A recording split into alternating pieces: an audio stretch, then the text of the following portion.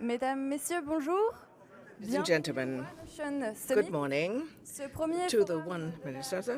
This is the first forum of the day, and we will be dealing with greening maritime. And I'd like to call Mr. Frédéric Moncany de Saint-Aignan, who is the chairman of the French Maritime Charter, and I'd like to give him the floor to start this morning.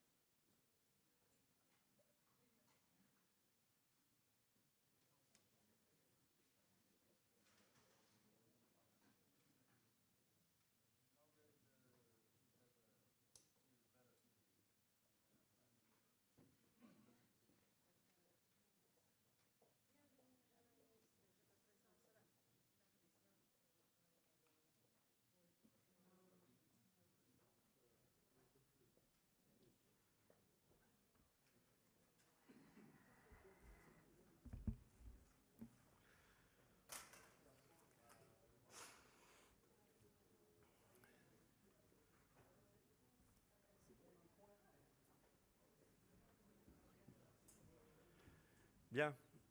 Bonjour à toutes et à tous. Good morning, everyone. Thank you very much for being here this morning, a little bit early, but thank you very much for being here. I'm very, very honored to introduce this important session regarding the greening maritime corridors. And if you don't mind, I will switch in French. Madame la ministre de la Mer étant là, nous allons. We've got the Minister for the Seas with us, Français. and so we would like to speak French this morning. It is a great honor for me to be here this morning, and I would like to begin by thanking most warmly the Minister, Madame Minister Annick Girardin, for being with us this morning and for spending a lot of time with us. So I would really like to. Commissioner for Transport. Adina-Ioana Valean, thank you very much for being here. And I also want to thank Her Excellency Kitack Lynn from the Secretary General of IMO. Thank you very much for doing it.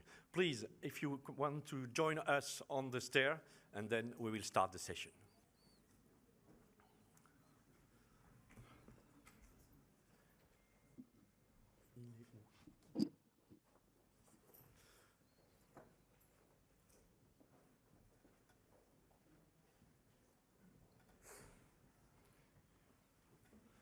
Madame la Ministre, chère Annick. Mr. Annick, please come up to the podium. Thank you so much.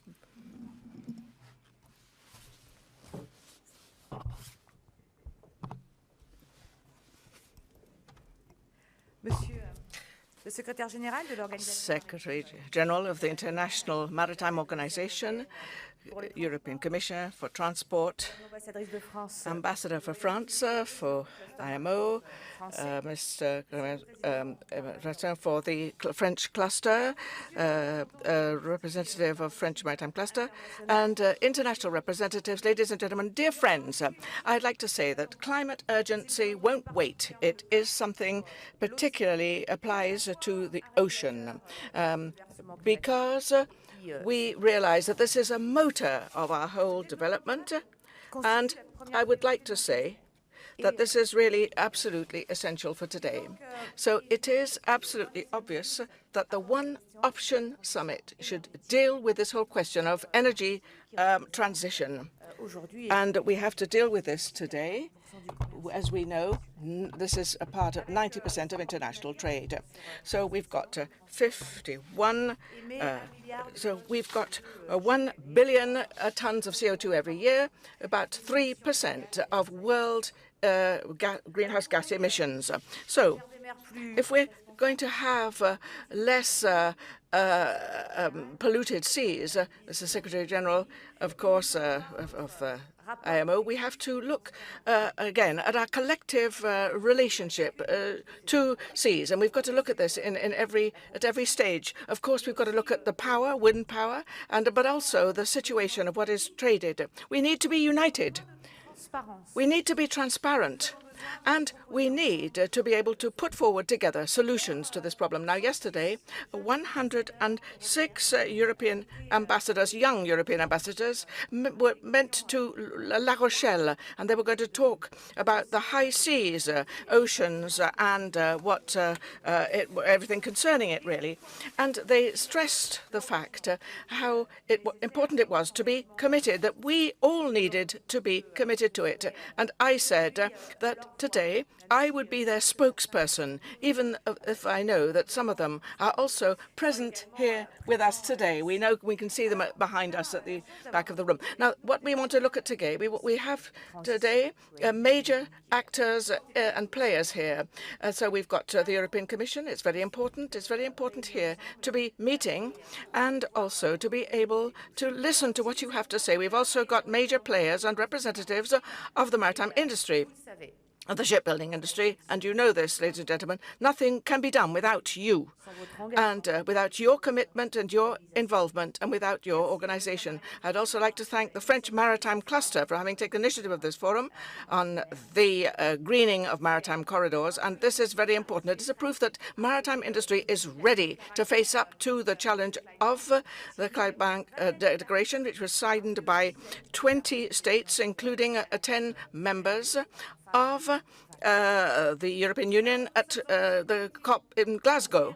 Now, we collectively decided by the middle of this decade we would open at least 6 green corridors of maritime corridors, which would be examples of greening. But this leaves quite a lot of space to the initiatives, which I think some people will be doing, and I think some people will be announced. Some of these initiatives will be announced soon. These initiatives fit in to efforts undertaken by the international community. Fixed in 2018, the IMO fixed major objectives with key deadlines. We know 2030 and 2050. And France, with its partners of the European Union, would like to be also a force behind this, measures to be able to attain these objectives. I'm thinking about the next meeting of the Committee for Protection of Sea Environment next June. The European Union, obviously, is essential framework for decarbonation of the seas and the objective of our carbon zero emissions by 2050. And I would just say this is a French speaker. I'm also Secretary of State of French speakers. So that to obtain Objective 55 and to revise Objective 55. And this means we've got to have some measures on the cost of fuel and on carbon fuels. In the French presidency, we need to push forward, and we want to be able to achieve these objectives. As far as national level is concerned, I'd like to say that France has undertaken several measures with regard to decarbonation and transport, sea transport. In some situations I wanted to initiate with regard to the Fontois of the Maritime. I want to relaunch this situation in France. So this has led to the improvement of incitations. 120 million euro will be invested in improving the major maritime ports. And also we've got a roadmap which has been adopted by Grimer, which is the assembly of maritime actors and the administrations. So you know that We've got to have consistent actions all down the line. That is the ports, the naval shipyards, and the boats. And we need to have a synergy between the different players involved.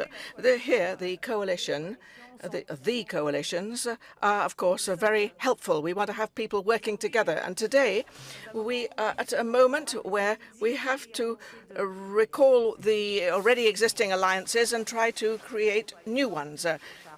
So we were talking about Johannah Christensen, who is the director of Maritime, Global Maritime Forum. And I am very happy because we've all got a lot to do. I know that you've got a lot of work, but I'm also thinking about the question for eco-energetic cluster, which has been launched by the French Maritime Cluster in 2019 with IMO. So our ministry has supported one of the first projects of this coalition, which is a digital platform to make it easier to have exchange and trade and to share information about this project. This is a huge challenge. It is a huge challenge. I was discussing this with young people yesterday in La Rochelle. This is ecological and energy transition. This is a huge challenge for the maritime environment. And I know that members of the coalition worked a lot to be even more involved, to go further forward in this economic transition and this ecological transition towards greening. And of course, the cluster will tell us the latest news because that is their job. Thank you very much.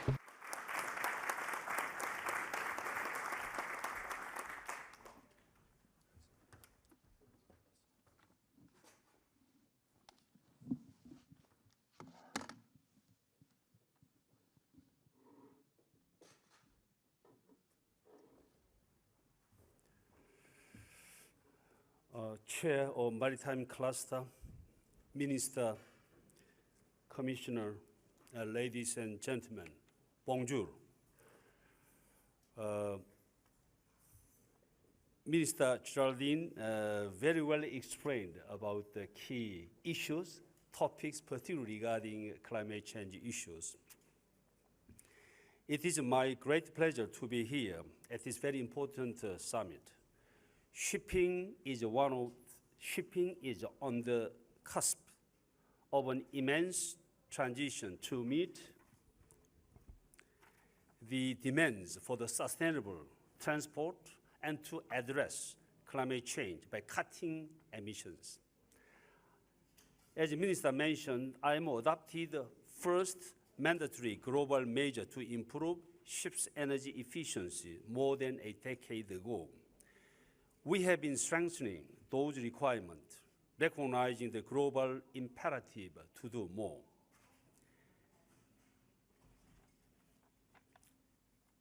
Excellencies, I'd like to take this opportunity to acknowledge and express my appreciation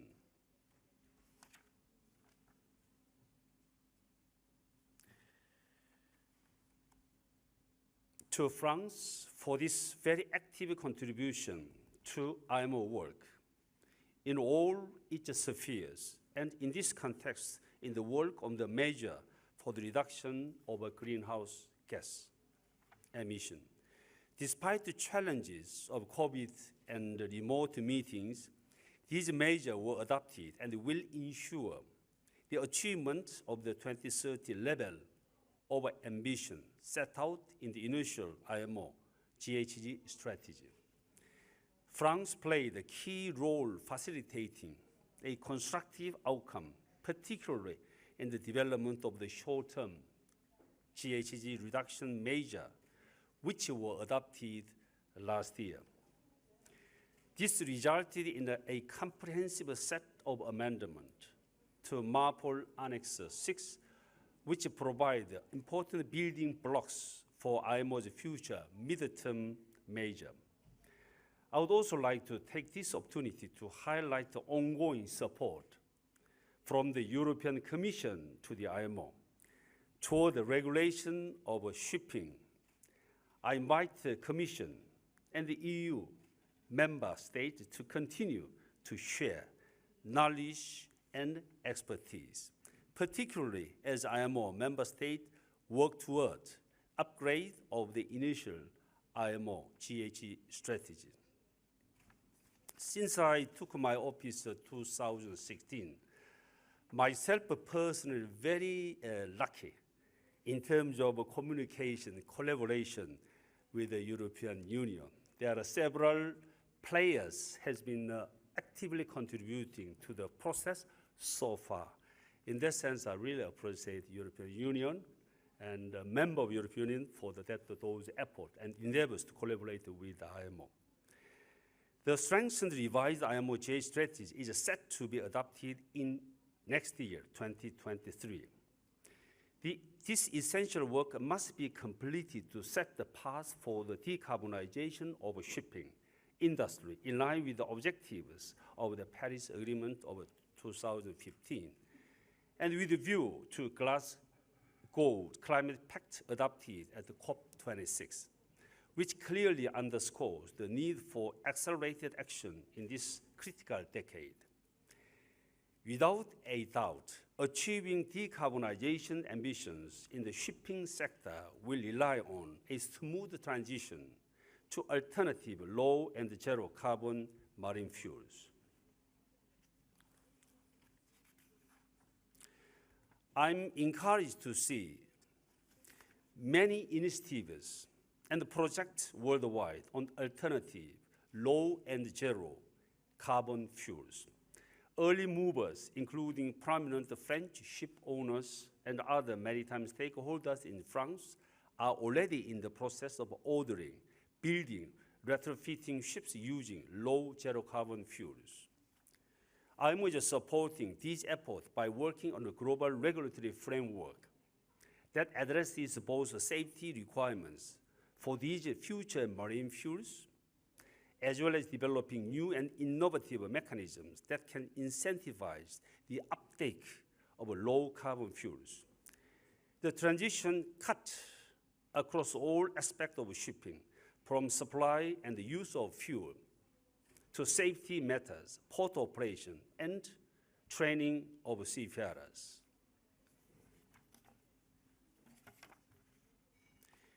The trials on the use of zero-carbon maritime fuels will support a safer transition.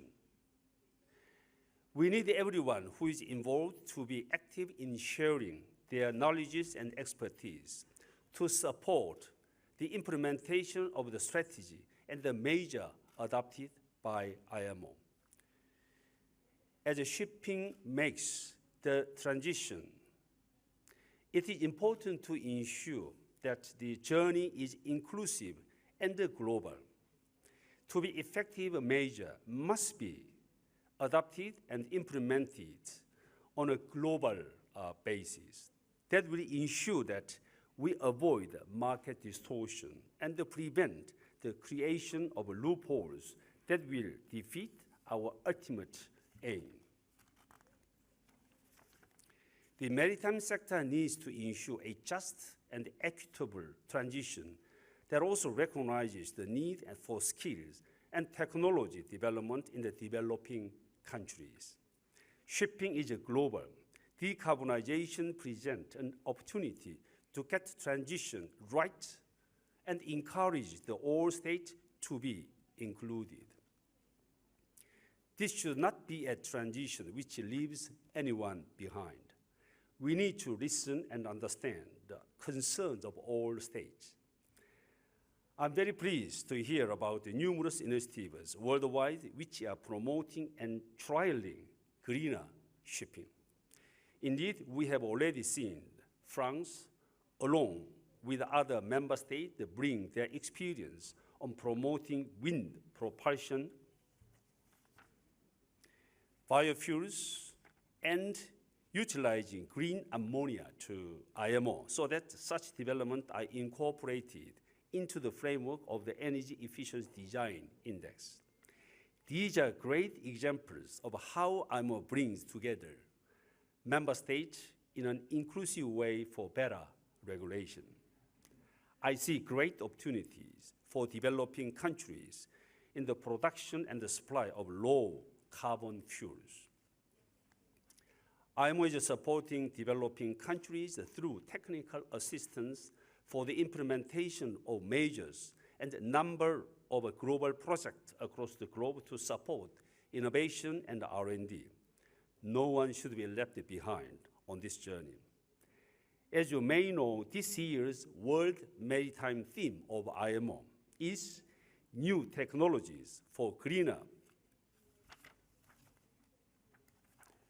Shipping. This is a highlight IMO's commitment to support a greener transition of the maritime sector into a sustainable future. The theme provides an opportunity for the entire organization, as well as the whole maritime sector, to focus on the importance of new technologies to building back better and greener in the post-pandemic world. Ladies and gentlemen, I'd like to conclude by highlighting our strong connection to the theme of this summit. The conservation of the ocean is at the heart of the IMO's endeavors. The work of IMO in preventing pollution from shipping operations, protecting biodiversity, and the sensitive marine area, reducing air pollution, reducing marine plastic litter, and cutting emissions to support the fight against the climate change are all aimed at conserving the oceans. The green credentials of the shipping sector must be further enhanced. IMO's ongoing work to decarbonize the shipping sector is firmly embedded in the 2018 IMO initial strategy, and the commitment already agreed at organization to strengthen the ambition levels to meet global objective to protect our planet and leaving no one behind. The Glasgow Climate Pact clearly underscored the need for accelerated action in this critical decade. IMO is committed to continue providing the global forum for discussion on the revision of a strategy, IMO strategy, and the proposals for additional GHG reduction measure, including possible market-based measure to provide the framework for the maritime industry clear response to the urgency expressed at the COP26 by spring next year, 2023. We need your support for that process and the commitment to work with the government and industry from all regions of the world for possible change.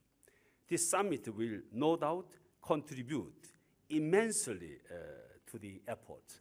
Since this is my first trip after COVID-19 pandemic, I feel very privileged, honored to attend this summit, this symposium. So I look forward to much useful, meaningful outcome from this event.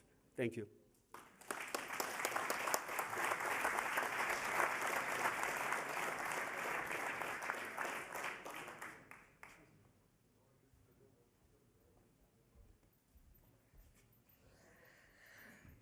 Madame la Ministre, Mrs. Minister, Mr. Secretary General, ladies and gentlemen, I am delighted to join you today to talk about our collective efforts to reduce the carbon footprint of the maritime industry and the industrial challenges pertaining to this. This is an inspiring place as we are moving in towards the future. During the last 2 years, all the stakeholders in this industrial sector have worked together so as to move forward despite the COVID-19 crisis and the numerous constraints pertaining to this. After heavy perturbations, the freight and cargo transportation came back to normal, representing 75% of the import and export of the EU, So it is in our interest to strengthen that sector in its greening and green transition.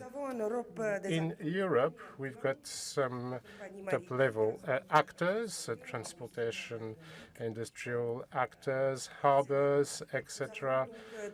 We therefore have all the cards in hand to remain pioneers. We have implemented a wide range of policy to support that transition. The European research funds are the highest worldwide, and priority, which is the green transition, represent 35% of the spending. The zero-emission partnership dedicated to maritime transportation and to river transportation brings together all the stakeholders of 18 European countries. This partnership has identified the best technological solutions so as to concentrate the efforts on the latter. We need to maintain projects that demonstrate the viability of zero-emission, zero-footprint vessels.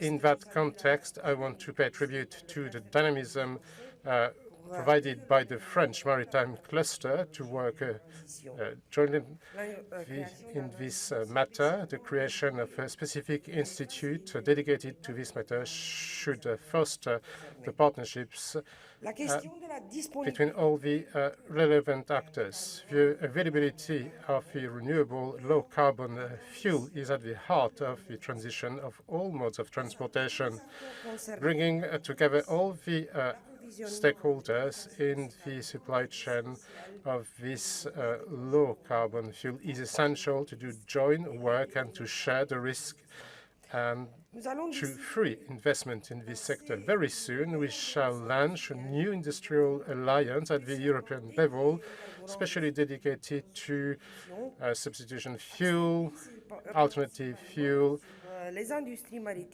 mainly for the maritime and clean industry, which remain the most difficult sectors to decarbonize. We also need regulation and legislative tools to provide a stable legislative framework for the relevant investment. We need to help the clean fuel markets to get out from the vicious cycle in which the offer and demand are for the time being. That's the purpose of the European framework, Fuel Maritime, which I presented last summer. This legal framework shall provide a booster for the new fuels, providing clear objectives as for the use of clean energy for vessels. So these obligations will come with time. With vessels, we need to reduce their use of by 6% of heavy fuel, up to 75% in 2050. The rules and regulations will follow a strict rationale, since the operators are thinking about several strategies depending on their vessels, their maritime routes, and their commercial habits and offers. There exists the European legislation pertaining to renewable energies, and therefore our new regulations pertaining to the implementation of alternative fuel is there. And our objective is that harbors can provide the vessels with enough electricity and power for key when the rights pertaining to the emissions will be also an addition, so as to foster the operators to promote and further investment which increase the efficiency of the energy efficiency, providing a price to the CO2 emissions. that, of course, combines different tools, technological, but also market tools, research, industrial policies, and that will allow to meet the challenge of the green climate change. So we find the same models with our foreign partners, such as the MI. This is working so as to define new measures. And I want to pay tribute to the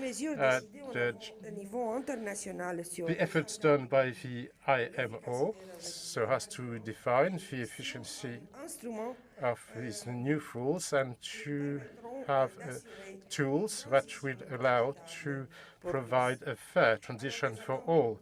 So the expectations are more and more demanding, of course. So, but we are working on this. Thank you very much. I hope you have a nice day today and an interesting debate. Thank you very much, Mrs. Minister and General Secretary of the IMO. Thank you.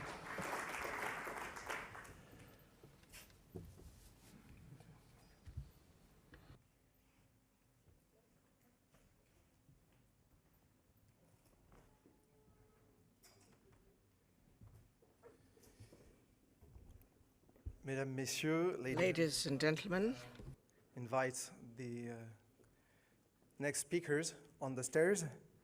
First, Christine Cabau-Woehrel from CMA-CGM, Johanna Christensen, the Getting to Zero Coalition, Matthieu de Tugny from Bureau Veritas, and we have online Professor Lynn of the Global Center for Maritime Decarbonisation of Singapore, and Philippos Philis, chairman of the Association of the European Ship Owners. Is it okay for the visual? Okay. Many thanks so far to our speakers for having accepted to contribute to this reflection, to this work for the maritime decarbonization. And first of all, I would like to give the floor first to Christine. We have heard yet the Secretary General and Mrs. Commissioner explaining we have major challenges for the main climate goals. And between the COP26, we had a lot of commitments from ship owners, especially CMA-CGM. How do we tackle this challenge of greening shipping, of this greening maritime corridors? What does it mean for you?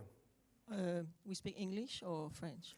As you wish. Yeah, there is a translation. If you switch to French, I will animate in French. So. Okay, on avait dit qu'on parlait français. Donc. I think I'd rather speak French in that case, if you don't mind. I'm going to speak French, so I'd like to say good morning, everyone.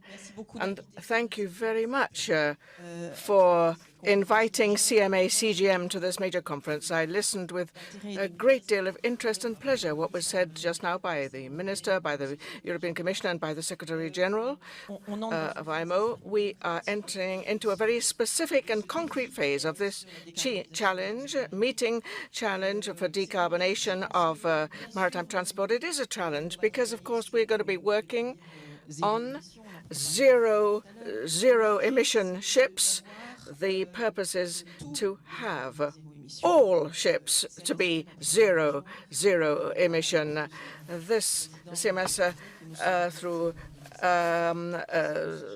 President has said that we will be doing this. We've got 250 ships. So we've got 250 which have been chartered as well. And so this is a huge challenge, and we are ready to meet it. So these 250 ships, some of them only 1 month old, some of them maybe 15 years old. So the technological solutions we're going to be offered to be able to decarbonate those particular ships are not going to be the same. So we've got 3 major principles I think that we're applying. The first one is that first we've got to act now with what's available now. And that is why CGM changed GNL. I'll come back to that later on, because GNL is a solution. It's a solution. It's not the the end solution, if you like, but it is the beginning.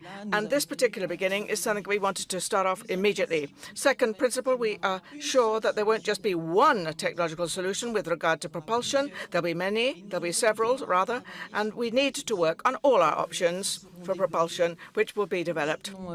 We support research on this particular subject, of course, but there will be several solutions to replace all fossil fuels, not just one. Third principle, you can never work alone. You've got to work in an ecosystem. You've got to have alliances.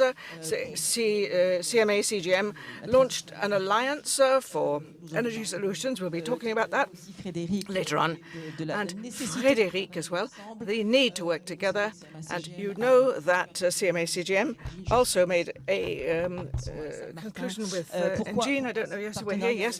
Why this partnership with NG? Well, this is what I say to move on to GNL. That's the beginning of the story, because working out liquefied gas, this is biomethane, and it is synthesis methane. So what we're doing today is the fuels used today can tomorrow be used with biomethane, and artificial methane or synthesized methane. That's why we want to work with that. And also we want to set up a chain of production of this fuel. And a few months ago, we carried out the first liquefied holder supplies for liquid GNL. And I would just like to say that energy is extremely important, but the design of ships is also an important point to be able to decarbonate. We're working on hydrodynamics of new conceptions with our partners around REB and ship architecture, and there's a third column as well, and that's the way in which we operate the ships. Speed, of course, that's an important subject. There's not just speed either. There is the whole question of digitalization, which will make it possible with the connectivity, will make it to be able to act on the effectiveness in order to reduce the energy footprint of ships at sea, to be able to which are loaded for transport, and also what we do in ports as well. That's very important. We're talking about being able to have supply on the quays, but also the fluidity and logistic chain is also important. It's very important back in ways in which we'll be able to tackle the rest of the trip. This fluidity in ports, that's a major technological subject, and there's also behind them, there's the multimodal transport, and also key equipment which should be, it has to be hybrid to start with, and to be able to transit from one to another. But this is a major challenge, but it's a collective one too.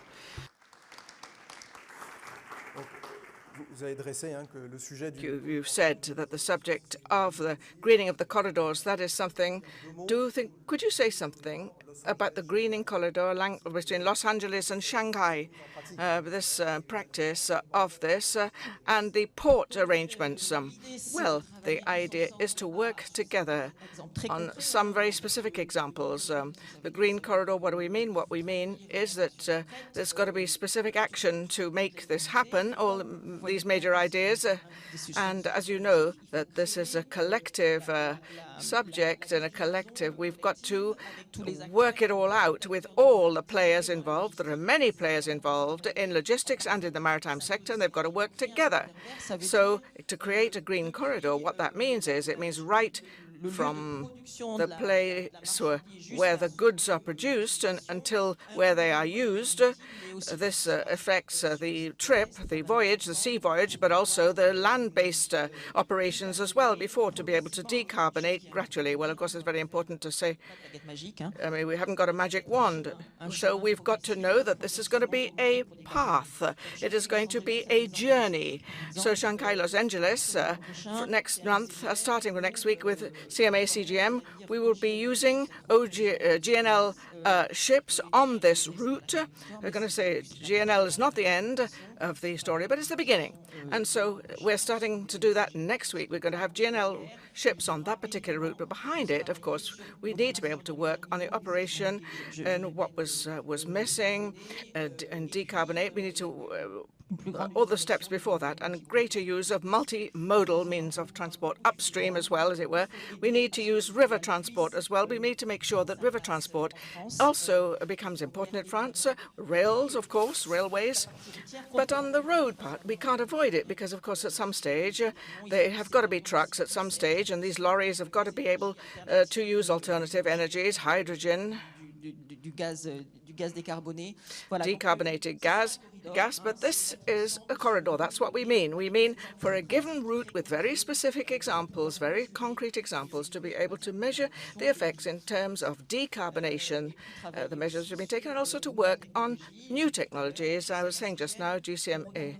CGM, we'll look at all the options because I think we're going to be needing all options to be able to do this by 2050, zero emissions, gas, synthesized gas, alternative fuels. We talked about ammonia. We could also talk about hydrogen. We can talk about e-methanol. We will be looking at everything, also wind propulsion and so on. Of course, that is part of the overall picture. Will make it possible to meet this challenge. Thank you, Christine. Right, so this is a perfect transition. So now on the main ways in which we can do this. Okay, for you in English. So Christine just was explaining the main pathways and technological pathways they are working on in CMA CGM. With the Getting to Zero Coalition, you published some of studies also on these pathways, and we can see that since 6 months, 1 year, there is a big move. And we speak a lot of e-fuels, wind propulsion, hybridization with electrification. How do you see that from the Getting to Zero Coalition? Well, thank you so much, and thank you for switching to English. My French is not up to the standards of this audience, I'm afraid. So maybe over a beer, I'll be happy to speak French with you, but not on this panel. So thank you very much for allowing me to join you.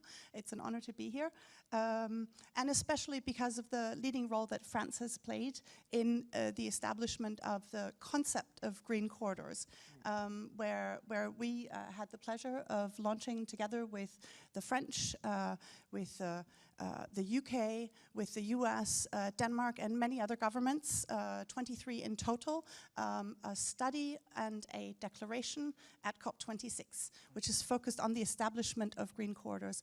And the reason that we were so excited to do that at COP26 is because one of the elements of green corridors that we think is so important is that it is going to require public-private partnership, public-private collaboration in order to bring this greening of trade routes to fruition. Now, why the concept of green corridors? Well, in our view, the most important element of green corridors as a concept is that it allows us to create a framework by which we can deploy new technologies, the ones that Christine has already mentioned, at industrial scale and much faster by reducing complexity. So it is already quite complex, a corridor such as LA and Shanghai, but nonetheless, it is not all shipping, all segments, all countries at the same time. Rather, it reduces the complexity somewhat, but by focusing on a subset of stakeholders that can work together on aligning expectations around business model, technologies, policy support, and the like. So for us, that is really the power of the concept of green corridors, is that it allows for alignment among subsets of stakeholders that can bring solutions, new solutions to the market much, much more fast than what we would otherwise see. So that's very exciting. We did, as you mentioned, we did a study, and and this was primarily based on the potential for hydrogen-based fuels, routes with relatively simple operational profiles. In Shanghai to LA is probably not one of those of the simple operational profile, but there are others that are. For example, trading of iron ore from Australia to Asia, Japan, China, and other countries in Asia. But the most important factor, and I think this is the point that you also made, if I caught your French correctly, is that an alignment among stakeholders. So the willingness of stakeholders to work together on greening a trade route. So all the other factors pale in comparison by the willingness of stakeholders to work together. And as you say, we've seen an immense amount of interest in the past 6 months, well, 4 months, I suppose. but this is really, really exciting. And so LA to Shanghai is one example of that. Antwerpen and Montreal, I guess, here, is another example. There are many, many others that are currently looking at possibilities of bringing together groups of stakeholders to create roadmaps, or maybe in maritime speak, route maps, to help us to align our expectations and to work together on bringing the technologies to the market very, very fast. Yeah, so we have counted around 100 initiatives for zero-emission ships around the world. So this means that we can foster this green ship to zero-emission ship. And how do you see the role of R&D collaboration? Well, certainly, well, I'm going to say something that's probably not good. I apologize in advance. So actually, from our point of view, the technical, the technologies is actually the least of the problems. The business models, the policies to support it, the price differential between the current technologies that we have and the new technologies that we're going to deploy is actually a much bigger problem. So from that point of view, we of course there is a lot of work that needs to be done on the technology development side, but most importantly on testing and testing at scale. I think is the really big challenge that we see. And we hope that Green Corridors can be an avenue to do that testing and especially the rollout at scale. Yeah, the operational validation of these technologies. Many thanks, Johannah. So, yeah, you can applause. So, Philippos, do you hear us? You are the new elected chairman of ECSA, so congratulations first, and we are very honored and pleased to give you the floor, maybe for the first time in public forum. So what do we think about this problem with the technologies, with validation of these technologies at sea, and how do you tackle this challenge with the view of the European ship owners? Yeah, thank you, Mr. Bidon.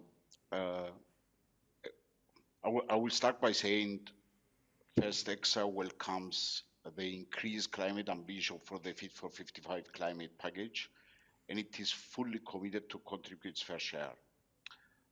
We are fully aware, and we are, as ship owners, recognizing that the climate crisis and all its consequences can be developed to a wide humanitarian economic crisis, but also the impact of the climate change to the environment, to our societies, as well as the risk to the biodiversity, and not only. We recognize that shipping should contribute its fair share to address this climate crisis, of course at the EU level first, but even though our preference always is an international regulation for shipping at IMO level, and because the climate crisis is a global challenge, it will be better addressed at international level. We all understand that shipping, a truly global industry, always abides by any policy measures and regulations. Yet, our opinion is that these measures should ensure a level playing field. We need a state in which conditions in a competition are fair and equal for every stakeholder. Another important matter is that any policy initiatives should not disrupt the trade, and the regulatory fragmentation as it stands now can only undermine the competitiveness of the European shipping industry. Such laws of the competitiveness is not in line even with President Macron's push for a strategy autonomy of Europe, where European shipping has and will have an important role to play. Addressing now the other part of your question regarding decarbonization and the energy transition, checking that from another angle, Europe should facilitate the proper access to financing, but also to make all the stakeholders, including the energy and fuel suppliers, the operators, and the ports, responsible and accountable. The fuel suppliers and ports, as an integrated part of the supply chain, have a critical role to play. The fuel suppliers to make cleaner fuels available, and the ports to build the infrastructure necessary and the real-time connectivity with the vessels to facilitate the efficient operation. It has been said, I think, by Christine before as well. I must also address in this context the role of the commercial operator, who actually decides about the fuel to be used and takes ships' operational decisions as far as the speed, the route, the cargo to be carried, and in our opinion should take the cost of ETS, following also the polluter pays principle, so that they will be also incentivized to utilize all commercial measures to improve their operational efficiency, as well as the use of the cleaner fuels going forward. Concluding to that part, the sector requests the marking of the ETS revenues under a sector dedicated fund, which will play a significant role, and we will, to our opinion, act as a catalyst towards faster decarbonization of the industry. All these elements have to be seriously addressed under the proposal of the Fit for 55 package. Going now to the challenges, the shipowning companies, first of all, they have to comply with all the regulations, subject that these regulations are creating maintaining the level playing field. Also, all the shipping companies should create new setups to deal with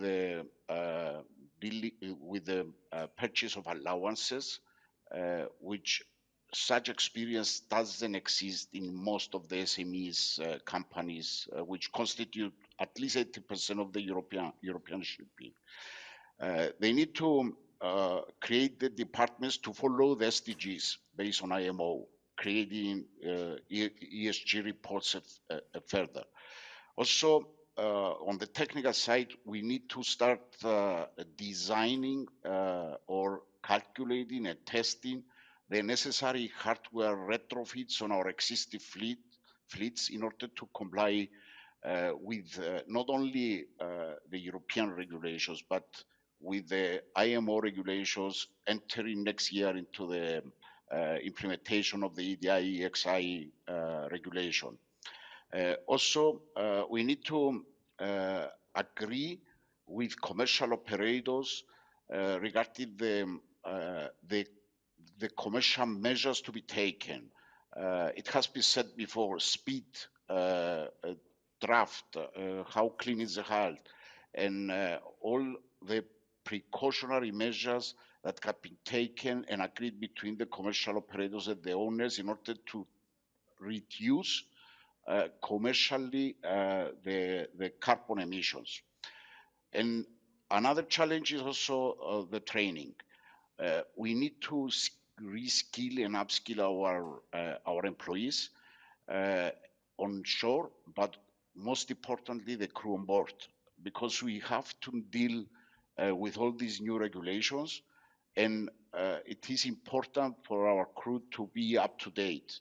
One example is it's very difficult for us to take up biofuels without taking into consideration all the technical measures required, and also to be safe by having our crew on board trained to deal with these new issues. And last but not least, all these need to be financed. And I think this is a subject that has to be addressed within the Fit for 55 package, but as well through the taxonomy regulation. Thank you. Many thanks, Sharon. Maybe a last question before. Do you think we can foster green short sea European shipping with these climate European goals to accelerate also R&D cooperation in Europe?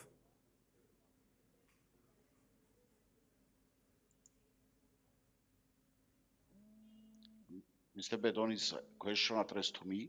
Yeah.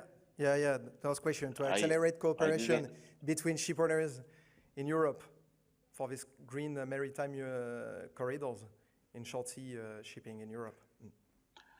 I think it is a very good initiative, but will not solve the problem. I think it's something that will enable the areas and the corridors where the infrastructure exists to contribute towards decarbonization. We, as ECSA, support this initiative because it's something that will contribute towards the goals very fast towards the goal of 2050 for reducing 2030 for reducing up to 55% the greenhouse gases, and secondly will enable to test technologies that is much easier to be tested in short distances than in deep sea carrying. Okay, many thanks, Philippos. So, Matthieu, je me tourne vers vous maintenant avec le Matthieu, de classification. what is the view Alors, nous avons parlé de point of Bureau Veritas? We talked about technology. Technology is something that matters to you, of course. So how do you see these changes in technologies about the zero emissions vessels need to be tested massively, really. So several tests are actually being carried out right now, but they need to be validated from the technological point of view very seriously for both safety and security, and so as to streamline its operations. So first of all, thank you for inviting me. It is my pleasure to be with you.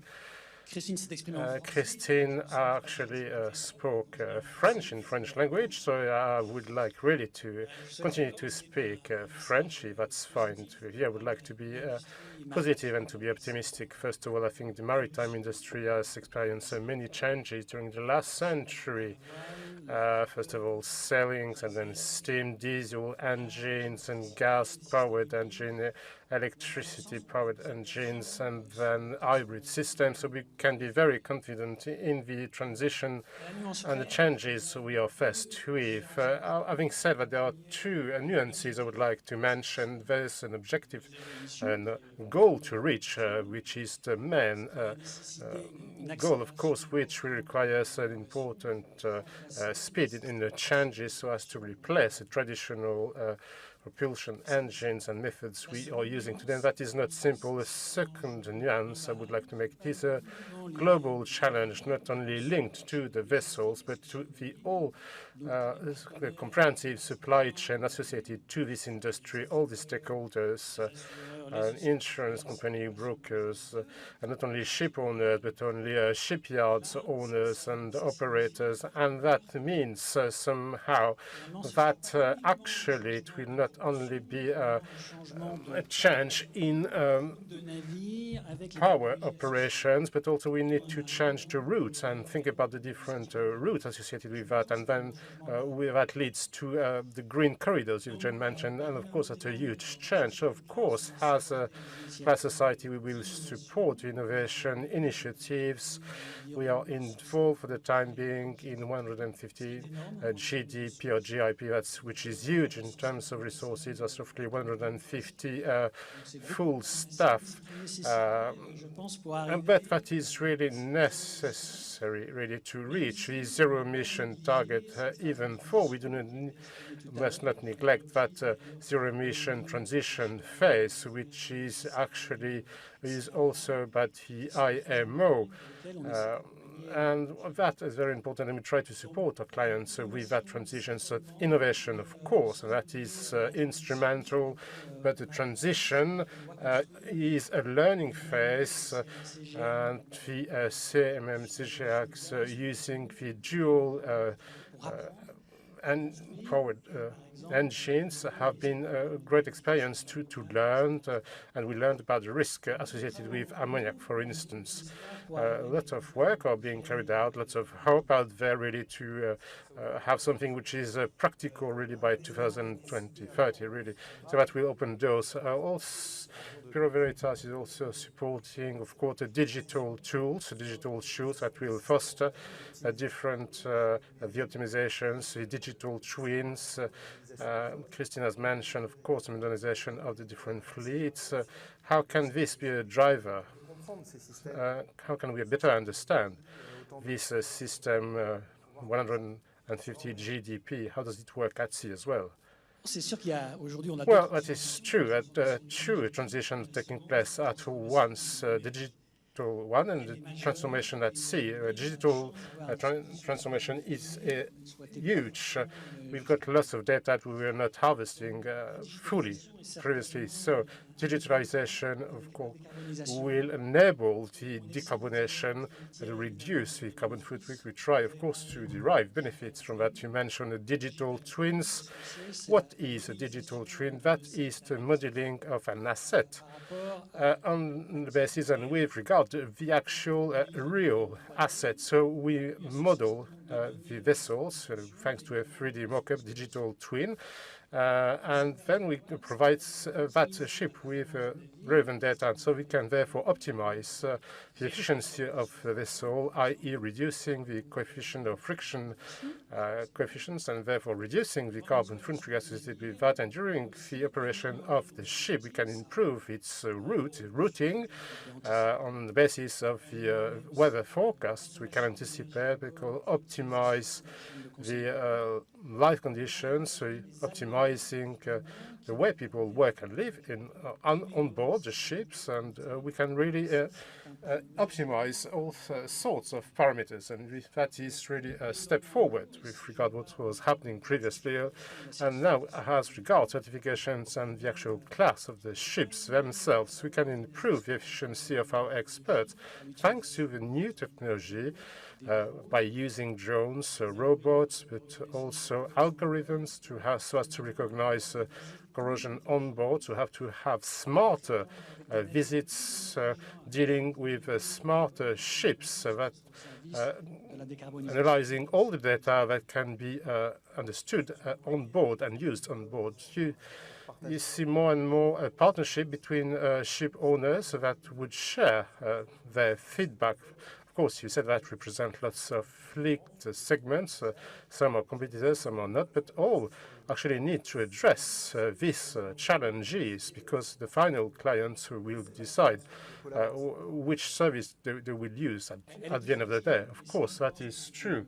And I think that is a great victory for the maritime sector, irrespective of the competition. There is indeed a competition, but also partnerships.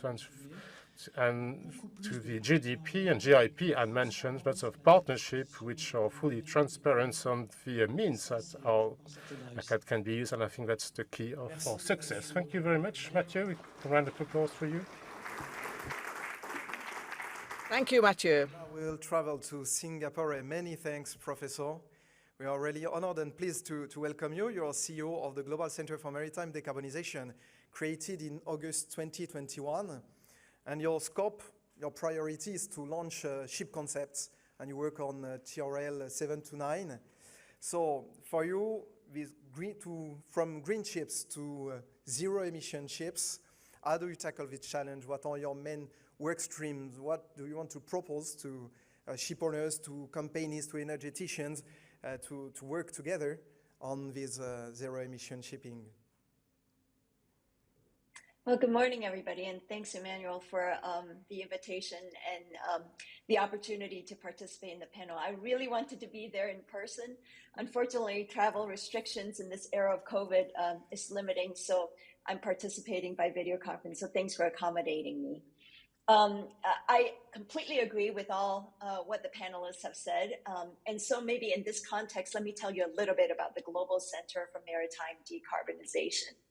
GCMD is a private-public partnership that was created in response to a recommendation that was made by the International Panel for Maritime Decarbonization that was convened in 2020.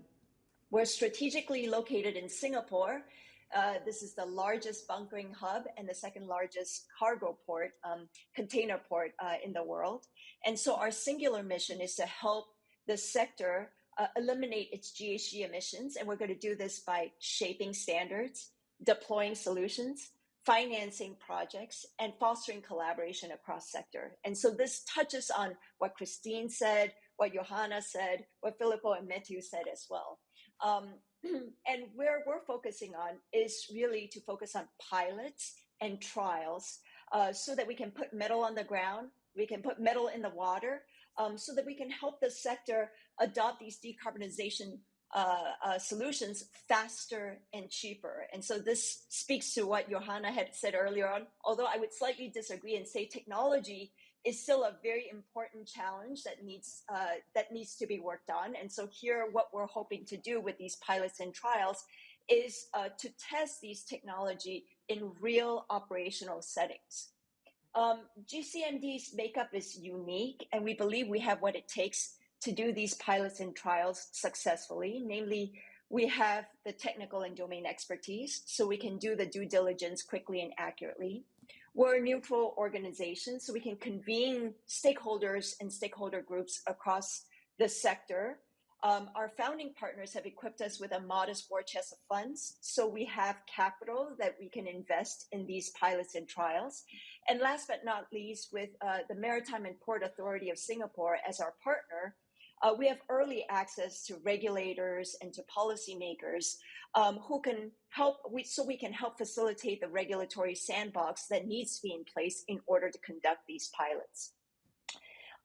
In looking at the solution space, we need to prioritize. And so the way we would prioritize, and Emmanuel, you mentioned this, is along two dimensions. We look at the technology and commercial maturity of these solutions. And then, of course, we look at the abatement potential of these different solutions. And where these triangulate is where GCMD's sweet spot is. And so we've shortlisted a number of areas, including alternative fuels. So from ammonia to green and e-methanol to biofuels and biofuel blends. Those are of extreme interest to us because the abatement potential is so high. We're also interested in the development of dual fuel engines. We're interested in wind-assisted propulsion, air lubrication, carbon capture and storage, etc. So this is sort of the space that we operate in. We believe by operationalizing these pilots, doing these first-of-a-kind projects, we can help the sector adopt these decarbonization solutions cheaper and faster. Many thanks, Professor. So what kind of first projects you will launch in the next months, years, next year, next 2 years? Sure. So we've only been in existence for 6 months, but we've already launched our first study. So let me tell you a little bit our philosophy and then tell you how we've chosen to launch this study. So our philosophy has been to look holistically across the supply chain and identify gaps in the supply chain that we can help plug, and in doing so, move the sector along the decarbonization journey.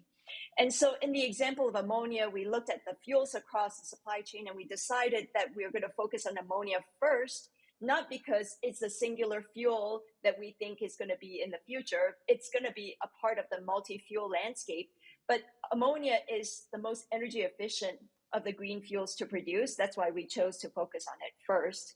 And then in looking at the ammonia supply chain, we noticed that there are pilots being done on developing new engines and developing vessels. But we notice a gap, and that gap is in looking at how to transfer ammonia bunker safely, right? So the safety of it. So in wanting to do a pilot around the safety of ammonia bunkering, we noticed that there's no safety guidelines. So we commissioned a study, and in fact, we announced this about 10 days ago that we awarded this study to a DNV-led consortium to define the safety and operational envelopes around ammonia bunkering safety.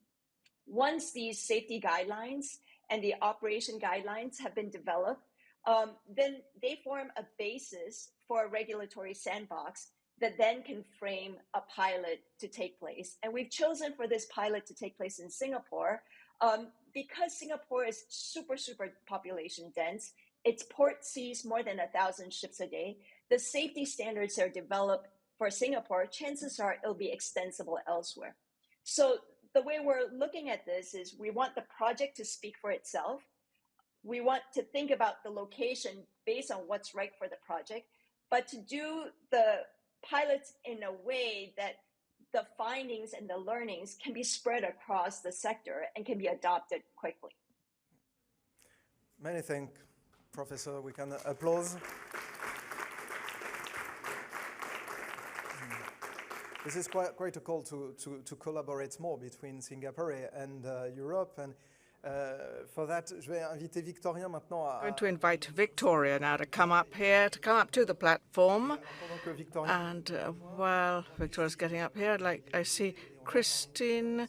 You wanted to say something? Because, of course, you look at different kinds of alternatives. You're talking about hydrogen. There's been a lot of talk about that the last couple of years. And Victoria is going to make an announcement for this kind of project to say how it can show us together what alliances can do. And there have been collusion for the last 10 years or so.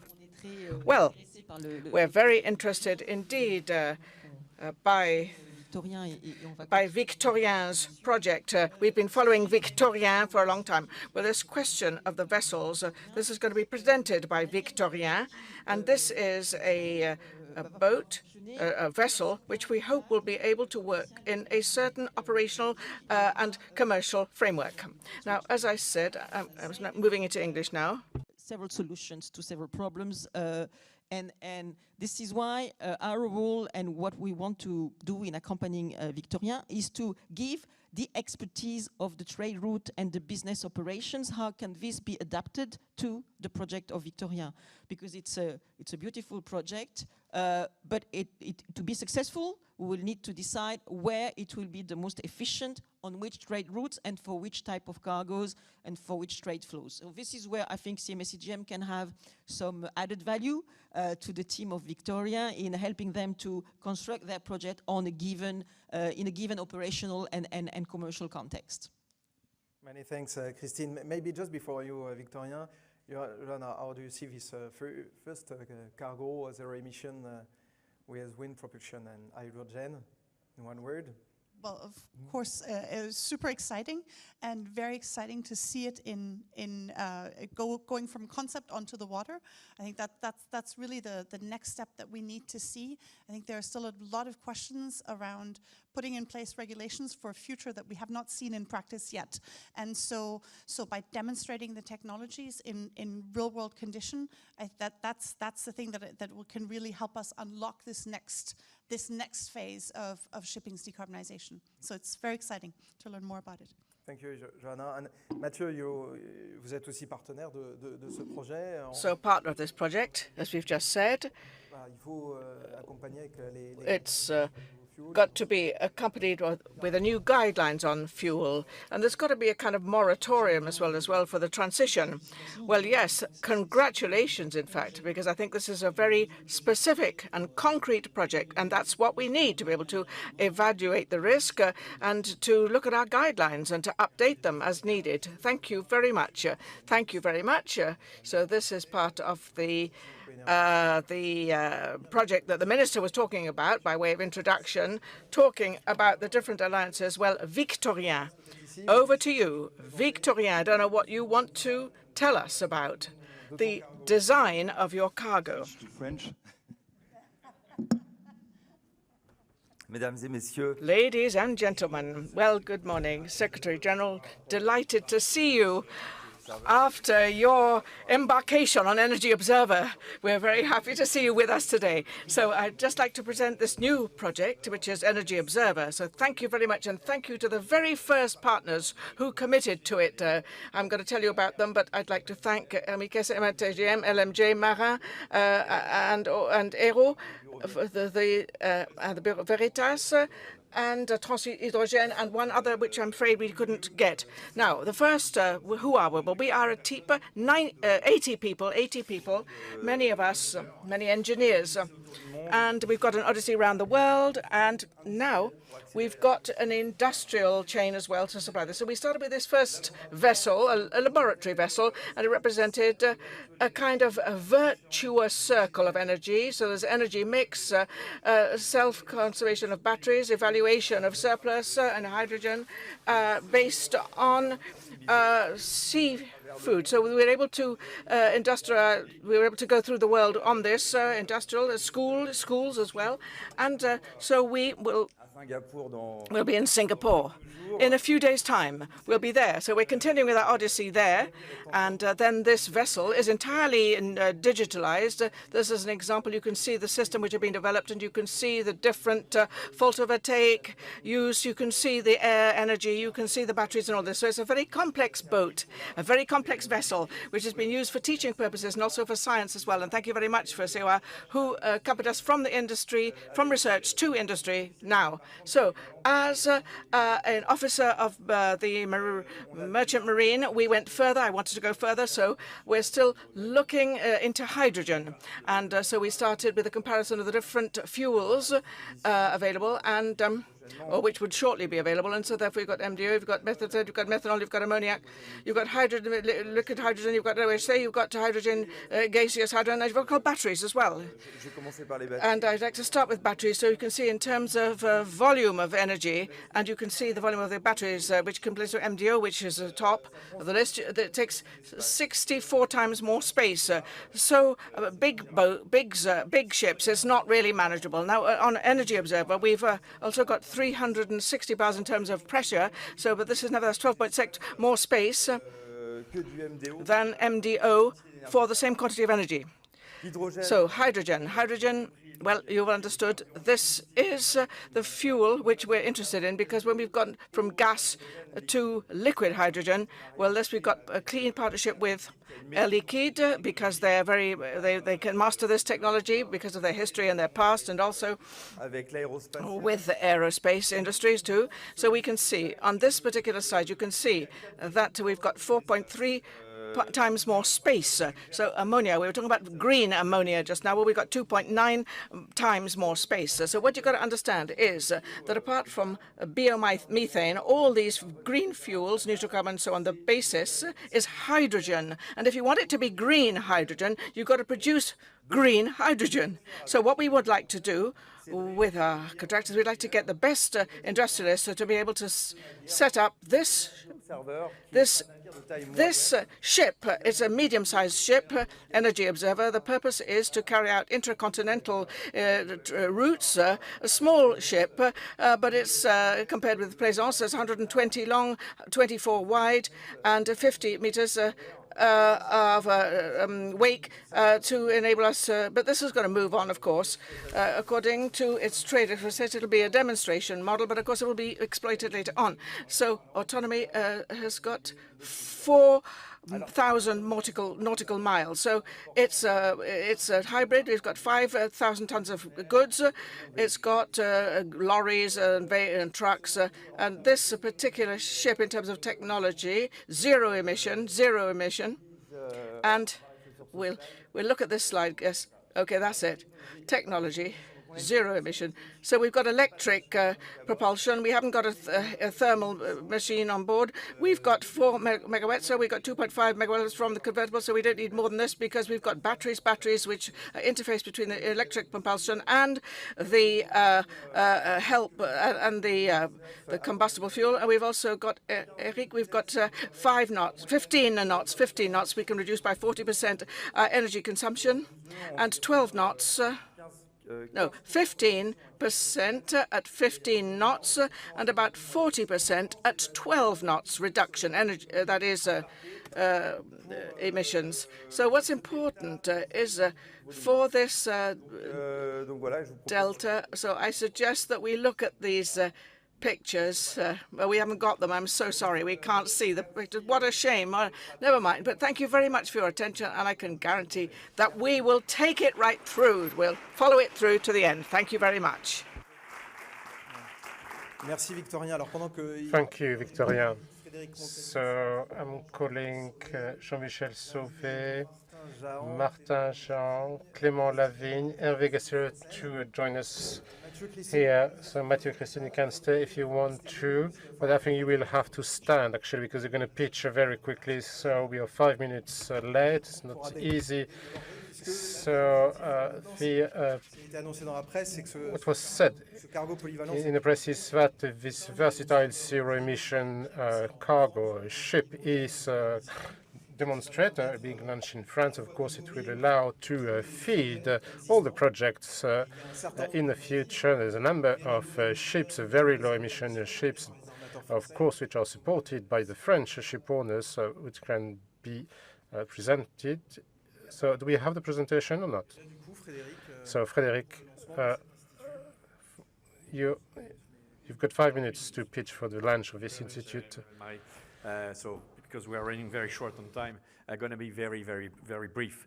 Et je vais même parler en français. I will actually speak French in order to be even quicker. So for the last 2 years altogether, and the expertise of Emmanuel-Marie, we've been working so as to support zero-emission vessels and harbour.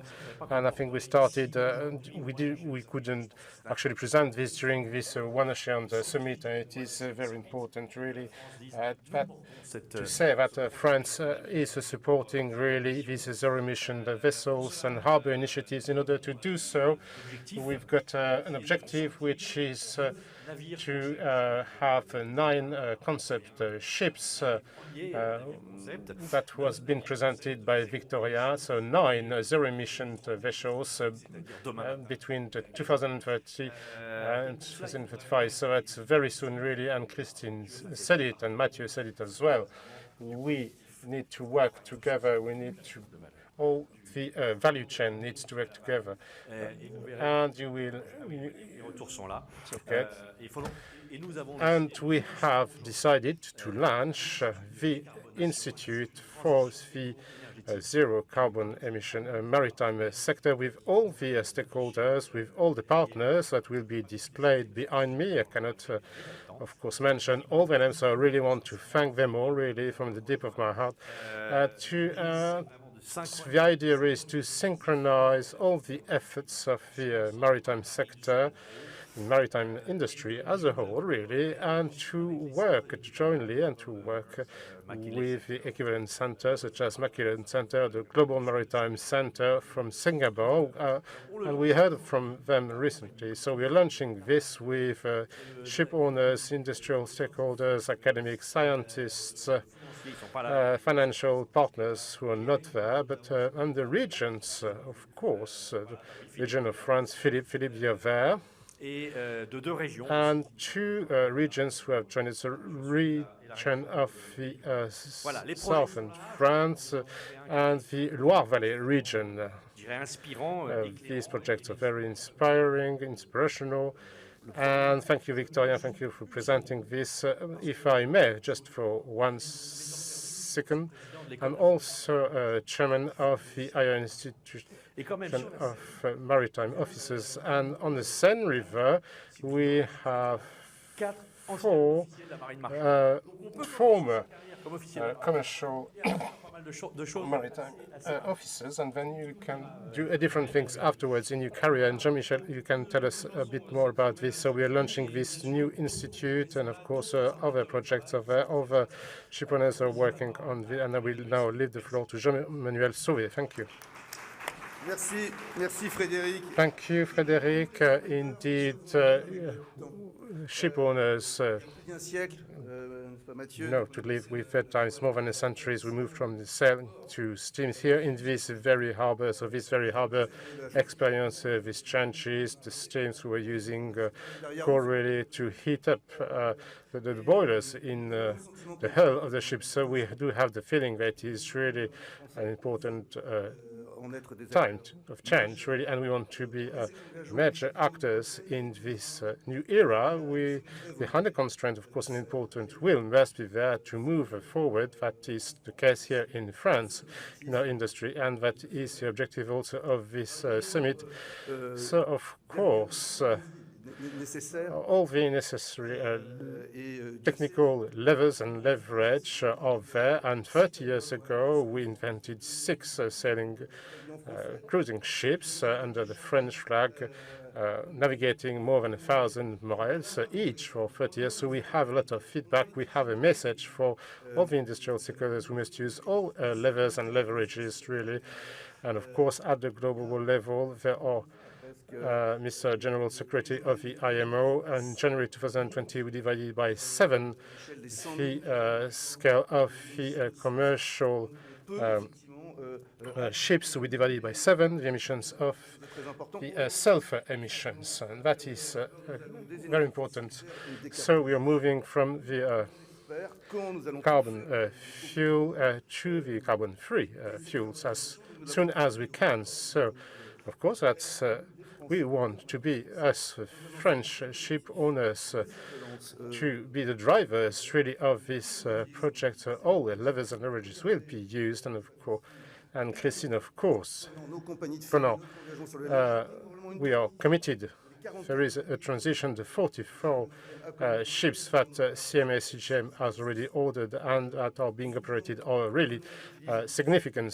So we will use anything we have and we can. The projects of tomorrow, the sails, of course, the sails-powered ships, all kind of fuels may be envisaged. Of course, we shall not manufacture or create them, but we will use them.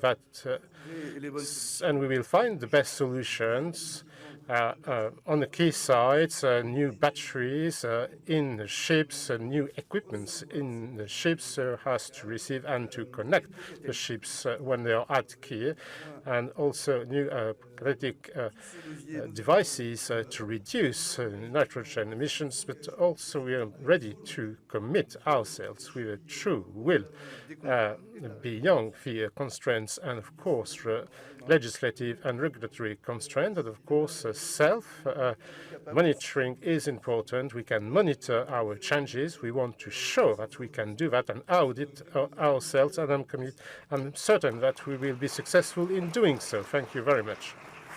Alors, maintenant, je vous propose, Hervé, peut-être de prendre Hervé, ainsi que nos just grab a microphone, please.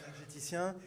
Bon, Hervé, voilà, c'est un objectif de faire un sur ce commandant Charcot. Can you just tell us a bit more about Commandant Charcot?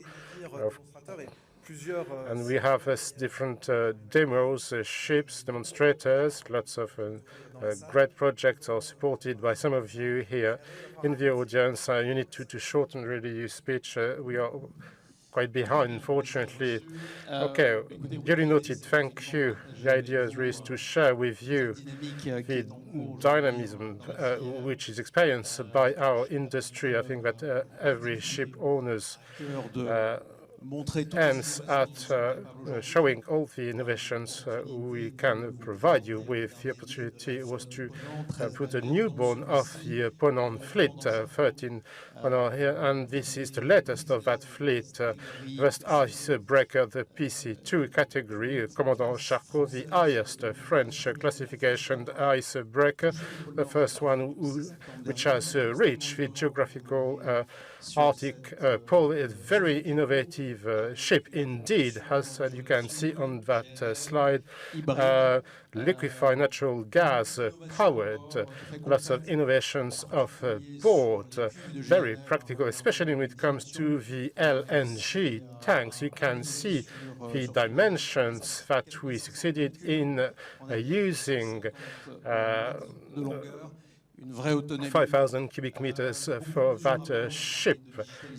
Lots of digital tools are And the following up, the monitoring of all our missions are very stringent. Lots of measurements are being done by the scientific committee. There are 2 labs, 2 in-situ labs in that ship, so that biologists, climate experts, anthropologists, and biologists can work in situ in the labs in this ship, so as to foster scientific research. So it is a milestone, really, in our industry. It is also a step which can be furthered. It is not enough. We are all aware of that. It is to be almost a zero emission when it will be in full electric mode, with almost no carbon dioxide emissions, and that's why we committed ourselves with the coalition to take part actively with all the industry to go even further. Our main idea will be beyond the research and development to, of course, to provide our clients with and the researchers with the use of our ships, so we can test e-fuels in particular, so as to continue to work on all the necessary measurements to monitor our performances and efficiency, to work on the methane slips or leakage, on which we do know that there are lots of issues to tackle and lots of progresses must be made when it comes to methane slips or leaks. Thank you very much, and all lots of other topics I do not have time to mention today. Of course, combining the demonstrators and this existing ship that can be improved. Can we actually see the video of Alexandre Perra of EDF? I am very happy to join you thanks to this very short video during the One Ocean Summit for the preservation of our oceans. So the common good, the preservation of the planet, is of course at the heart of its raison d'être and of the strategy we are implementing, which aims at reconcile the preservation of the planet, well-being and development. How can we do that? Well, taking part into a society which is carbon neutral, it is fossil fuel free, and when it comes to maritime transportation, needs to be decarbonated as well. So that's why we are happy to join the Institute for the Eco-Energy Maritime Transition, along with other partners that I want to pay tribute to and to GRID, with very interesting project, very practical, hands-on, practical, so as to produce the e-methanol, and I'm very happy that the EDF research and development teams and division take part to this great adventure to create low carbon emission fuel and to create hybrid powered vessels in partnership with Naval Group, and we are also working on the biodiversity issues, and we want to foster the decarbonation of the harbors. This is what I wanted to say. Very briefly, I also wanted to say that we are ready to meet the challenges ahead of us and to work very quickly so as to meet the challenges of the zero emission and low carbon emission vessels in this industry. Thank you very much. You can count on us. So we have an e-methanol demonstrator project in Martin, sorry, for NG, in alphabetical order. So Martin for NG. We'll have to stop at 35. So good morning, everybody. At NG, we are supporting our clients to foster their zero-emission programs. The harbour and maritime sector has two virtues, i.e. to implement inventories at an industrial scale. The project we do need in terms of production of new fuels, and also the maritime industry has the power to be a driver at an industrial scale for meaningful business cases. All these new industrial manufacturing or production scheme. So we're very happy to hear from the impetus pertaining to this new action. We are working in three main supply chain and harbor platforms in Marseille, in Le Havre, of course, that Ponant does know very well, and we have done recently a statement announcement about a platform in Dunkirk, so we do hope to work especially on the axis 1 and 2 of this institute, but we have all other answers or contributions to provide to this new institute. Thank you very much for your commitment. Clément, for Total Energy. The final word. I am delighted to be here, delighted to insist on the fact that for Total Energy as well, it is very important to take part to the launch and the setup of this institution. We do know that the civil society is changing, the climate change is taking place right now. Total Energy is supporting the society in this transition, but beyond liquefied natural gas, it is a transition fuel, and we must go beyond this transition solutions. We are working on biofuel and other topics, and our research and development teams are there and will support the Institute in the future. Thank you very much for your commitment. Thank you for joining us, ladies and gentlemen. Thank you very much. Round of applause, please, for our speakers. Thank you. And have a nice day in 1 year.